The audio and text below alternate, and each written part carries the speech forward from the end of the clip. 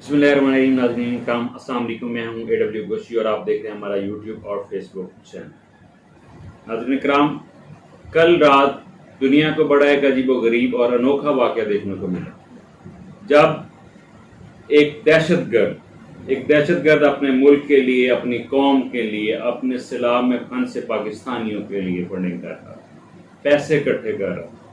एक दुनिया ने देखा कि एक ऐसा शख्स जो मुसलसल कई सालों से ये बात दुनिया के हर प्लेटफॉर्म पे कह रहा था कि मेरी कौम दहशतगर्द नहीं है, मेरा मुल्क दहशतगर्द नहीं है, मेरे लोग दहशतगर्द नहीं हैं, मेरे रिलीजन का इस दहशतगर्दी से कोई ताल्लुक नहीं है, मेरे मुसलमान बहन भाई दहशतगर्द नहीं है।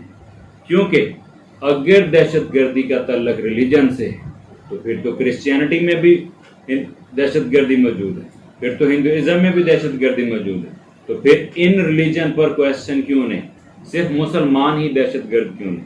लेकिन आज दुनिया ने देखा कि वही शख्स वो दहशतगर्दी के मुकदमे में अदालतों का सामना कर रहा है। और दुनिया का ये कैसा दहशतगर्द है नाजरीन कि जिसने ना तो कोई एटम बम का यूज किया है, ना इसके पास कोई बारूदी मवाद पाया गया है, हत्ता कि इसने कोई छुरी चाकू या पिस्तौल तक इस्तेमाल नहीं किया, ना ही इस दहशतगर्द ने किसी दहशतगर्दी में मावनत की। इस दहशतगर्द ने सिर्फ इतना कहा कि मैं उन लोगों को कानून के कटहरे में लाऊंगा, मैं उन लोगों के खिलाफ कानूनी कार्रवाई करूंगा जो अपनी ड्यूटी सही तरीके से सर अंजाम नहीं दे, जो मेरे पाकिस्तानियों के खिलाफ जुल्म का बाजार गर्म किए हुए, मैं इनके खिलाफ कानूनी एक्शन लूंगा। नाज़रीन कराम, जिस पर इस शख्स को दहशतगर्दी का सामना है और अदालतों में पेश हो रहा है दहशतगर्दी के मुकदमात को फेस करने के लिए। नाज़रीन कराम, इस चीज़ का दुनिया में बड़ा मजाक उड़ाया, पाकिस्तान का मजाक उड़ाया गया पूरी दुनिया, जिसका ना सिर्फ इस्लामी ममालिक बल्कि अक़वाम मुत्तहिदा ने भी इसका नोटिस लिया कि इस केस को जल्द अज जल्द ख़त्म किया जाए, क्योंकि ऐसा शख्स किसी भी सूरत हो नहीं सकता जो दुनिया को कहे कि हमारा दहशतगर्दी से कोई ताल्लुक नहीं, बल्कि हमारे पाकिस्तानी जो हैं 80,000 पाकिस्तानी दूसरों की जंग में मरे हैं, तो वो कैसे दहशतगर्द हो सकता है, जिसकी बुनियाद पर कुछ हद तक इमरान खान साहब को बेल भी दे दी गई है, लेकिन उसका आत्मी फैसला होना भी बाकी है। नाज़रीन कराम, ये जो इम्पोर्टेड सरकार जब आई तो इस शख्स का दिया हुआ वो राइट ओवरसीज को जो उसने दिया था कि ओवरसीज पाकिस्तानी जो है वो अपनी मर्जी से जिसको चाहें अपना वोट हक रई इस्तेमाल कर सकते हैं, अपना वोट कास्ट कर सकते हैं और अपनी मर्जी का नुमाइंदा और अपनी मर्जी की गवर्नमेंट इम्पावर्ड कर सकते हैं। लेकिन इन लोगों ने उनकी वो राइट, वो हैसियत ख़त्म कर दी, और यहाँ तक कि हमारे बहुत सारे वज़रा की तरफ से ये तो पाकिस्तान के हैं ही नहीं, इनका राइट नहीं बनता वोट कास्ट करने का। और फिर इसी शख्स को इलेक्शन कमीशन की जानिब से एक और केस का सामना करना पड़ा। कैसा केस? जिसमें इन्हीं पाकिस्तानियों की जानिब से, इन्हीं ओवर पाकिस्तानियों की जानिब से, इन्हीं अंदरूनी पाकिस्तानियों की जानिब से की जाने वाली फंडिंग को ममनूआ फंडिंग और गैर मुल्की फंडिंग का नाम दिया गया, और इस फंडिंग को ममनूआ फंडिंग करार देकर जब्त कर लिया गया। और बात यहीं ख़त्म नहीं की गई, बल्कि हुकूमती नुमाइंदों की तरफ से, ऐवान हुकूमत की तरफ से इस पार्टी और इस पार्टी के सरबराह को पाबंदी लगाने का भी फैसला किया गया। इसके लिए भी मशावरत की गई, जो कि अभी भी ज़ेरे गौर है।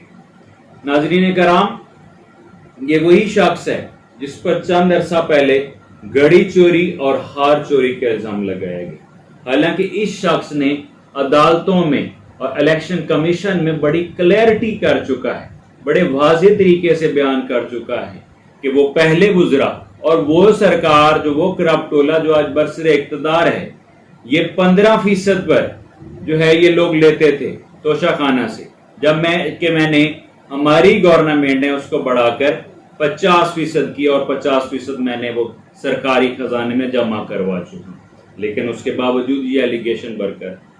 नाज़रीन कराम, आज जब ये शख्स टेलीफोन पर बैठा फंड रेजिंग के लिए, तो यकीन करें मज़ा आ गया। دنیا نے دیکھا کمال ہو گیا. کیسے کمال ہوا کہ پاکستانیوں نے، اندرون پاکستانیوں نے تو نہیں، صرف بیرون پاکستانی اور وہی اوورسیز پاکستانی جن پر یہ ایلیگیشن لگایا گیا، اور وہی اوورسیز پاکستانی جن سے پھر یہی امپورٹنٹ سرکار چند دن پہلے سے ریکویسٹ کر رہی تھی آپ ہمیں دیں. ادھر تو انہوں نے نہیں کیا، لیکن جب یہ شخص بیٹھا تو انہوں نے نہ صرف خزانوں کے منہ کھولے بلکہ انہوں نے اپنے دل بھی کھول دیے، اپنی جذبات کا اظہار بھی دل کھول کر کیے. اور صرف 2.5 گھنٹے کے مختصر وقت میں، صرف 2.5 گھنٹے کے مختصر وقت میں ناظرین کرام 500 کروڑ جو ہے روپیہ اکٹھا کیا گیا، جو کہ پاکستان کی تاریخ کی سب سے بڑی فنڈنگ ہے. ناظرین کرام آپ کو بتاتا چلوں کہ یہ فنڈنگ جو ہے یہ صرف فنڈنگ نہیں ہوئی بلکہ لوگوں نے اپنی جذبات کا اظہار بڑے کھل کر کیا. کسی نے کال پہ کہا کہ خان صاحب میں آپ کا دیوانہ ہوں، میں آپ کے لیے اتنے ملین جو ہے وہ ڈونیٹ کرتا ہوں. تو کسی نے کہا خان صاحب آپ حکم کریں کہ میں کتنا ڈونیٹ کروں. کسی نے کہا کہ مجھے اپنے پرائم منسٹر سے بات کرنی ہے. جب عمران خان صاحب نے کہا کہ پرائم منسٹر یہاں نہیں ہے تو اس نے کہا کہ مجھے پرائم منسٹر سے بات نہیں کرنی، مجھے پرائم منسٹر سے بات کرنی ہے. اس کو کہتے ہیں دلوں پر راج، یعنی لوگ آج بھی دل سے ایکسپٹ کرتے ہیں کہ عمران خان ہمارا وزیر اعظم ہے، ہمارا پرائم منسٹر ہے. حضرین کرام تو کسی نے اپنی پاکٹ منی سے ڈونیٹ کیا اور 2.5 گھنٹے کے مختصر وقت میں 500 کروڑ روپیہ جو ہے وہ اکٹھا کیا گیا. اب بڑی اس کے بعد ایک بڑی دلچسپ بات ہے کہ دوسری سائڈ پر 13 پارٹیاں اکٹھی ہیں جو کہ بڑے عرصے سے اور بڑے امیر اور عمرہ لوگ اور نواب زادے موجود ہیں، اور وہ کہتے ہیں کہ ہماری پاپولرٹی ہے، ہمارا ووٹ بینک ہے. لیکن اتنے دنوں سے جو ہے وہ مل کر 13 پارٹیاں بھی صرف 200 کروڑ روپیہ تک بھی اکٹھا نہیں کر، یعنی 2 ارب روپیہ بھی ابھی تک ان کے پاس نہیں. اب اس کے بعد یہ تو مانتے ہیں ناقدین کرام، لیکن ایک میں نہ مانوں والی ضد کی بات جو ہے وہ لے کر بیٹھے ہوئے ہیں کہ جی مان لیا آپ نے 500 کروڑ اکٹھا کر لیا، مان لیتے ہیں جی آپ کا ووٹ بینک ہے.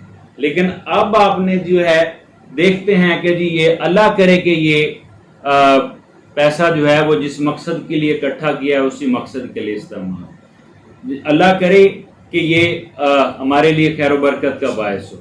اور پھر ایک نئی سجیشن جو ہے وہ ہماری پبلک کی طرف سے، ہمارے بہت سارے ناقدین کی طرف سے آ رہی ہے کہ جی IMF کا قرضہ اتار دیں.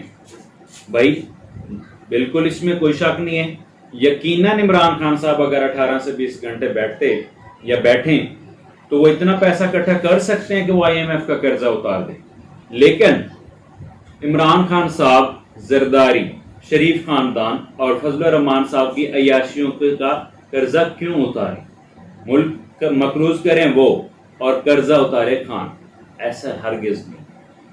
جس مقصد کے لیے پاکستانیوں اور اوورسیز پاکستانیوں نے خان پر ٹرسٹ کیا ہے اور سیلاب زدگان کے لیے یہ پیسہ دیا ہے، یقیناً یہ اسی کے لیے ہے. حضرین کرام ایک لیڈر ہمیشہ ایک ویژن رکھتا ہے، اس کے پاس ایک لانگ ٹرم ویژن ہوتا ہے جو آنے والی نسلوں کا فائدہ کرتا ہے.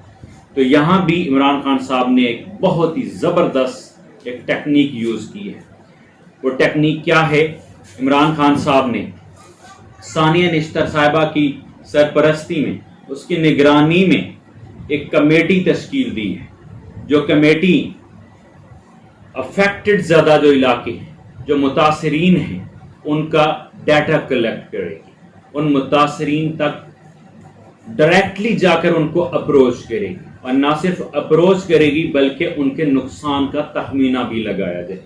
اور اس کے بعد بات صرف یہاں ختم نہیں ہوگی، بات صرف وقتی تشہیر پر نہیں ختم ہوگی، بلکہ ان کے اس حوالے سے، ان کے نقصان کے حوالے سے ان کے لیے، ان کی بحالی کے لیے کام کیا جائے گا، ایسے روزگار ان کو بنایا جائے گا.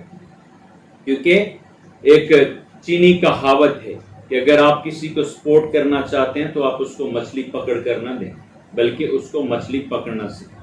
اور ہمارے غیر پاکستانی اس میں بہت آگے ہیں. اگر ہم ان کو تھوڑا سا سپورٹ کریں گے، اسٹینڈ کریں، تو یہ بہت آگے کچھ کر سکتے ہیں۔ تو اگر انہی لوگوں کو اگر ہم ان کے لیے روزگار کے بہترین مواقع پیدا کرتے ہیں تو یقیناً صرف یہ چند دنوں کے اندر، چند سالوں کے اندر یہ لوگ واپس اس قابل ہوں گے کہ یہ دنیا کو جو ہے وہ سپورٹ کر سکتے ہیں۔ ناظرین کرام، انشاءاللہ آنے والے وقت میں یہ آپ دیکھیں گے کہ جو ایک لیڈر نے اپنا ویژن قائم کیا اور اس پر سٹیپ لیا ہے، یہ آنے والی نسلوں کا فائدہ کرے گا۔